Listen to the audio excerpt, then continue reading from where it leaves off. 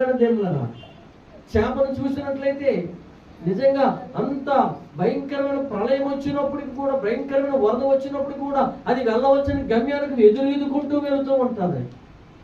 అది వెళ్ళవలసిన గమ్యానికి ఎదురుకుంటూ వెళ్తుంది. దేవుడు దానికి అంత శక్తినిచ్చాడు. దేవునికి స్తోత్రం. నీవు నేను వెళ్ళగలమా? ఏమండి, ఒక నదిలో విపరీతంగా వరద ప్రవహిస్తున్న ఆ సమయం ముందు నీవు నేను ముందుకు సాగగలమా? కానీ దేవుడు దానికి అటువంటి శక్తినిచ్చాడు.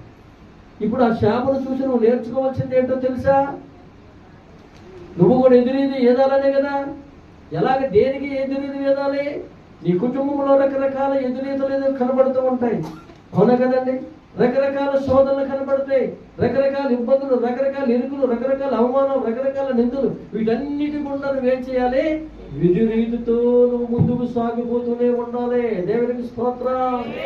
హల్లెలూయా.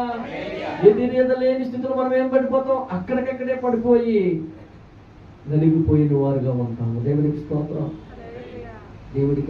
దేవుడు మరి ఆ శాపకి ఇచ్చిన నిజంగా ఆ బలమును బట్టి, ఆ జ్ఞానమును బట్టి ప్రియమైన దేవుడు, ఎంత నీరు ఎంత స్పీడ్గా వెళ్తూ ఉంటుందో అంతగా ఎదురీదుతూ ఉంటుందట. నీకు ఆ శక్తి ఉందా?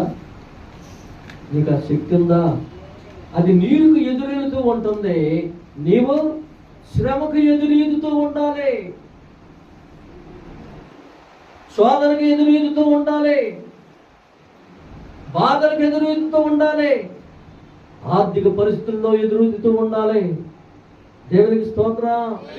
హల్లెలూయా.